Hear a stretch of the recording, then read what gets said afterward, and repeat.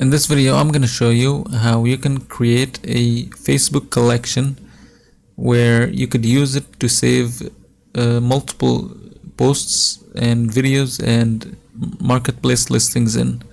So first you want to scroll down and then click Reels.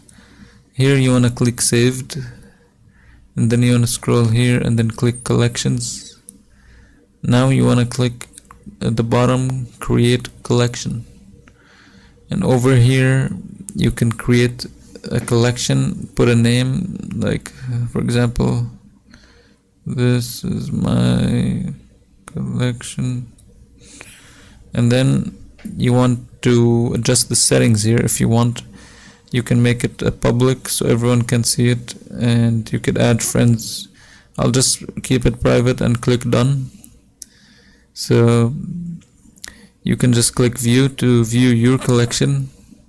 In this collection you should be able to add your saved videos and saved photos and even saved reels. You can add them all up so you can manage the saved stuff into collections and sections instead of just having them all in multiple places. So if you enjoyed this video, please don't forget to leave a like and subscribe.